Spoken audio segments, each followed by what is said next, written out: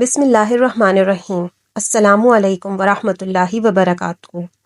ناظرین، کہانیوں کے سلسلے میں آج جو واقعہ میں آپ کو بتانے جا رہی ہوں وہ ہے حلال رزق اور امام احمد بن حنبل کا واقعہ۔ حضرت قاری طیب صاحب رحمہ اللہ نے ایک واقعہ سنایا تھا کہ ایک مرتبہ حضرت امام شافعی نے حضرت امام احمد بن حنبل کو خط لکھا کہ بہت عرصہ ہوا آپ تشریف نہیں لائے، آپ سے ملاقات کو جی چاہتا ہے۔ حضرت امام شافعی رحمہ اللہ استاد ہیں اور حضرت امام احمد بن حنبل ان کے شاگرد ہیں۔ حضرت امام شافعی کا قیام مصر میں تھا، اس لیے وہاں شوافع زیادہ ہیں۔ جواب میں حضرت امام احمد بن حنبل رحمہ اللہ نے فوراً اپنا پروگرام لکھ کر بھیج دیا کہ فلاں دن فلاں تاریخ کو آپ کی خدمت میں مصر میں حاضر ہو رہا ہوں۔ حضرت امام شافعی رحمہ اللہ نے اپنے گھر والوں کو، اپنے ملنے جلنے والوں کو اور دوست احباب اور دوسرے علماء کو ان کے آنے کی اطلاع دی، پھر ان کی دعوت اور ان کے استقبال کا خصوصی اہتمام کیا اور لوگوں کو بتایا کہ اگرچہ وہ میرے شاگرد ہیں مگر وہ اب ایک بڑے امام ہیں، اللہ تعالیٰ نے ان کو بڑا مرتبہ عطا فرمایا ہے۔ چنانچہ جس دن ان کو پہنچنا تھا اس دن امام شافعی رحمہ اللہ اپنے شاگردوں اور دوسرے علماء کو لے کر ان کے استقبال کے لیے شہر سے باہر تشریف لے گئے۔ اس وقت مصر کے جو بادشاہ تھے وہ بھی حضرت امام شافعی کے معتقد تھے، وہ بھی امام صاحب کے ساتھ استقبال کے لیے چلے آئے اور پھر بادشاہ کے ساتھ ان کے ارکان دولت بھی، وزراء اور امراء بھی آ گئے۔ وقت مقررہ پر حضرت امام احمد بن حنبل رحمہ اللہ پہنچ گئے۔ حضرت امام شافعی رحمہ اللہ نے ان کا بڑا شاندار استقبال کیا اور پھر عزت اور احترام کے ساتھ ان کو لے کر گھر پہنچ گئے اور ان کے لیے بہترین کھانے کا انتظام کیا۔ اس زمانے میں عام طور پر اولیاء اللہ اور بزرگوں کی یہ شان ہوا کرتی تھی کہ وہ کھانا بہت کم کھایا کرتے تھے اور رات بھر اللہ تعالیٰ کی عبادت کیا کرتے تھے۔ جب حضرت امام احمد بن حنبل کھانا کھانے بیٹھے تو دیر تک اس طرح کھانا کھاتے رہے جیسے کئی روز کے بھوکے ہیں۔ باقی لوگ کھانا کھا کر اٹھ گئے مگر وہ کھاتے رہے۔ لوگ بہت متعجب ہوئے کہ حضرت امام شافعی رحمہ اللہ نے تو ان کی تعریف کی تھی کہ یہ بڑے اللہ والے اور بڑے بزرگ انسان ہیں، مگر یہ تو خوب پیٹ بھر کر کھانا کھا رہے ہیں۔ لوگوں میں اور گھر والوں میں ان کے بارے میں چیمے گوئیاں ہونے لگیں لیکن کوئی کچھ نہ بولا۔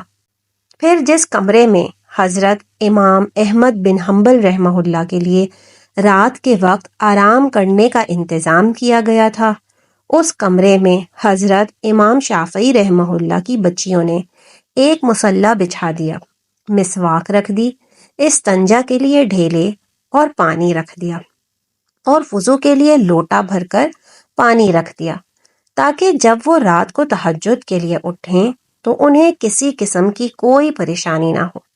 اور اس زمانے میں رات کو تہجد کے لیے اٹھنا ایک عام معمول تھا۔ اللہ تعالیٰ بچائے کہ آج ہمارے زمانے میں یہ افسوسناک ماحول ہو گیا ہے کہ صبح دیر تک اٹھنا ہمارا معمول بن چکا ہے۔ اس زمانے میں تو عام لوگ بھی تہجد کی نماز پڑھا کرتے تھے اور قیام اللیل ہوا کرتے تھے، اور جو علماء تھے وہ تو رات کے وقت عبادت کیا ہی کرتے تھے۔ اللہ تعالیٰ ہم سب کو بھی تہجد پڑھنے کی توفیق عطا فرمائے، آمین ثم آمین۔ ناظرین، بہرحال حضرت امام احمد بن حنبل رحمہ اللہ نے رات کو اس کمرے میں آرام کیا اور صبح اٹھ کر فجر کی نماز پڑھنے چلے گئے۔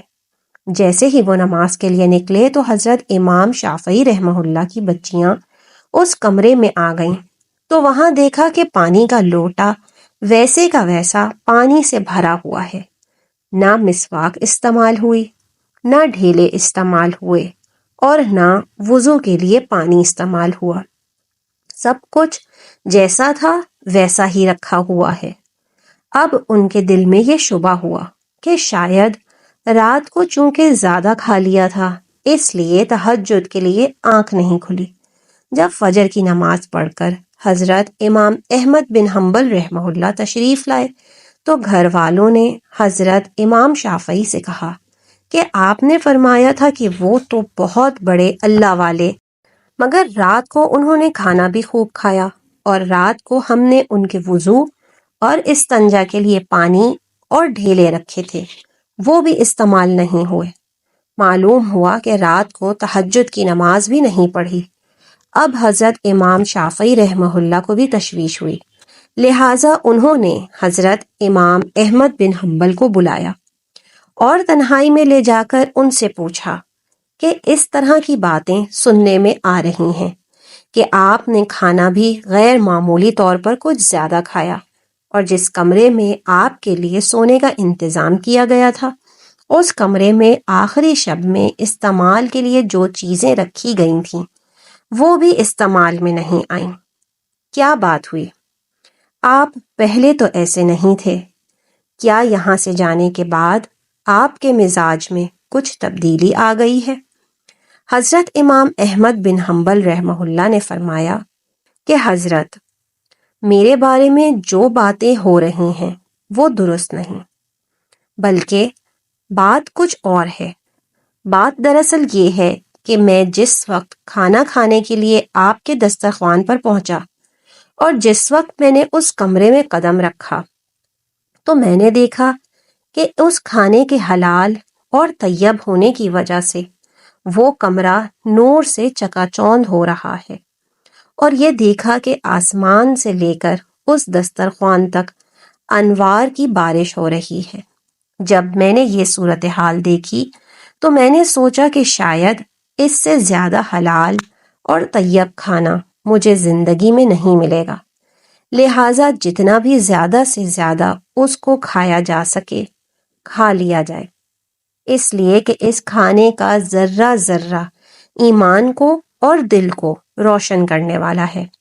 اس لیے مجھ سے جتنا زیادہ سے زیادہ کھانا کھایا جا سکا کھا لیا، اور میں نے نہیں دیکھا کہ کون کتنا کھا رہا ہے اور کون میرے بارے میں کیا سوچ رہا ہے۔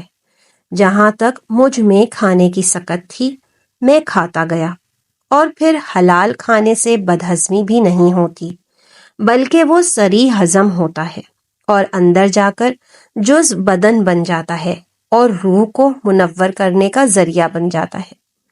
الحمدللہ میں نے اس کا اثر محسوس کیا۔ کھانا کھانے کے بعد نہ تو مجھے بدہضمی ہوئی اور نہ مجھے کوئی تکلیف ہوئی۔ پھر کھانا کھانے کے بعد عشاء کی نماز سے فارغ ہو کر جب میں اس کمرے میں پہنچا جہاں آپ نے میرے لیے آرام کا انتظام کیا تھا، وہاں جا کر تو میری حالت ہی بدلی ہوئی تھی اور سونے کو آرام کرنے کو طبیعت ہی نہیں چاہ رہی تھی۔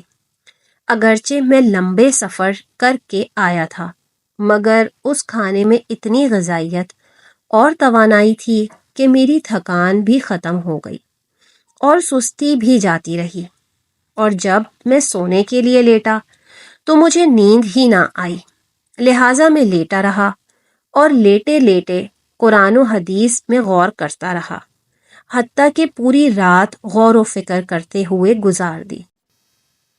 اور اس رات میں نے قرآن و حدیث کے 100 مسائل جمع کر لیے، اور وہ مسائل ایسے تھے جو اس سے پہلے بھی میرے ذہن میں آئے نہیں تھے اور نہ ہی ان کی طرف کبھی خیال گیا تھا، لیکن جب آج کی رات میں نے غور کیا تو مجھے ایسا محسوس ہوا کہ قرآن و حدیث کے علوم اور اسرار میرے سامنے کھلے ہوئے ہیں۔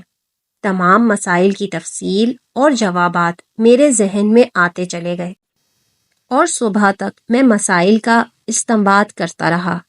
اسی حالت میں صبح ہو گئی۔ یہ سب آپ کے کھانے کا اثر تھا جو رات بھر میں نے محسوس کیا، اس لیے تہجد کے وقت نہ تو لوٹا استعمال کرنے کی ضرورت پیش آئی اور نہ مسواک کی ضرورت پیش آئی، اور وہی عشاء کا وضو میرے لیے فجر میں کام آیا۔ یہ سن کر حضرت امام شافعی رحمہ اللہ نے پھر اپنے گھر والوں کو حقیقت حال بتائی، اور جو لوگ ان کے بارے میں غلط قسم کی باتیں کر رہے تھے ان سے کہا کہ تم نے ان کی شان میں گستاخی کی ہے، لہٰذا ان سے معافی مانگو، ان کا تو حال یہ ہے۔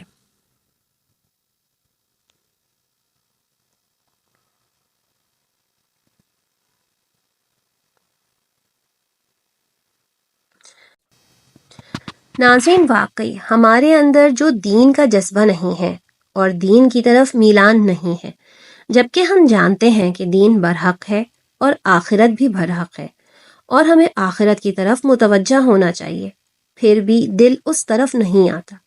اس کی وجہ یہ ہے کہ ہمارے غذا میں مشتبہ غذا کا بڑا دخل ہے، اس لیے ہم حرام غذا سے بچنے کی کوشش کریں، خود بھی بچیں اور اپنے گھر والوں کو اور اپنے بچوں کو بھی حرام غذا سے بچائیں کہ کسی کے پیٹ میں حرام غذا نہ جانے پائے، ورنہ اس کے وبال سے نہ بچ سکیں گے۔ اللہ تعالی ہم سب کو حلال اور طیب روزی عطا فرمائے اور حرام غذا سے ہم سب کی حفاظت فرمائے، آمین ثم آمین۔ میں امید کرتی ہوں کہ آج کی ویڈیو آپ کو پسند آئی ہوگی۔ میری اس ویڈیو کو لائک کیجیے اور چینل کو سبسکرائب کیجیے۔ انشاءاللہ ملیں گے نیکسٹ ویڈیو میں، جب تک کے لیے اللہ حافظ۔